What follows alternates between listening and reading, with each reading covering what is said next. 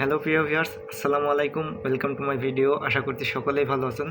আজকে দুবাইয়ের বর্তমান পরিস্থিতি নিয়ে কিছু আলোচনা করব আপনাদের মাঝে। যারা সংযুক্ত আরব আমিরাতে আসার চিন্তা ভাবনা করতেছেন, বর্তমান সময় কোন কোন ভিসা খোলা আছে সংযুক্ত আরব আমিরাতের, এই বিষয়টা নিয়ে আজকে আপনাদের মাঝে আলোচনা করব। ভিডিওটা সম্পূর্ণ দেখার চেষ্টা করবেন। আশা করছি অনেক কিছু জানতে পারবেন এই ভিডিওটা থেকে। বর্তমান সময়ে কিন্তু কোনো কোম্পানিতেই আসা যাইতেছে না বাংলাদেশ থেকে সরাসরিভাবে।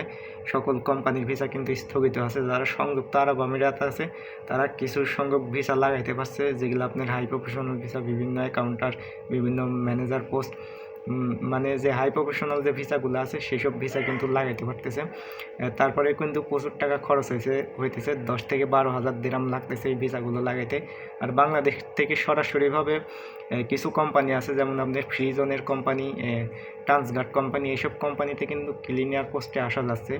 এইসব কোম্পানির ভিসা কিন্তু চালু আছে। তবে সকল ধরনের কোম্পানির ভিসা যেগুলো আছে, প্রাইভেট কোম্পানি, বিভিন্ন বড় বড় প্রতিষ্ঠানের কোম্পানিতে যারা আসে বাংলাদেশ থেকে, এই সমস্ত কোম্পানির ভিসা কিন্তু বন্ধ আছে।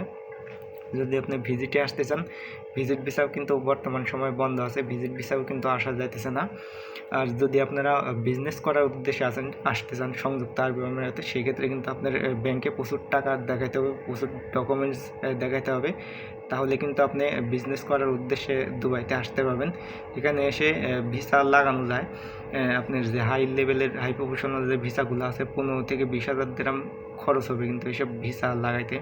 এখন যারা সংযুক্ত আরব আমিরাতে আছে, বিভিন্ন কোম্পানিতে যারা আছে, তারা কিন্তু কোম্পানি ক্যান্সেল করে কিন্তু এই সমস্ত ভিসাগুলোই লাগাইতেছে। 12,000 থেকে 15,000 দিরহাম কিন্তু খরচ হইতেছে এইসব ভিসা।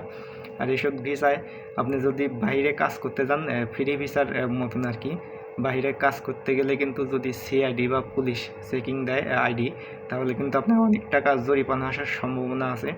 আর এইসব ভিসায় কিন্তু থাকা অনেক রিস্ক সংযুক্ত আরব আমিরাতে। নতুনভাবে যারা আসতে যাচ্ছেন, নতুনভাবে আপনারা এখন বর্তমান সময়ে কিন্তু আসতে পারবেন না। যদি আপনারা ট্রান্সগার্ড কোম্পানি বা ফ্রিজন কোম্পানি এইসব কোম্পানিতে আসতে চান, তাহলে আপনারা আসতে পারেন। এইসব কোম্পানিতে আসার পরে কিন্তু আপনি বাইরে কাজ করার কিন্তু কোনো সুযোগ নয়। এসব কোম্পানিতে কিন্তু বেতনও কিন্তু তুলনামূলক অনেক কম, 900 থেকে 1200 দিরহামের মধ্যে কিন্তু বেতন হয়ে থাকে।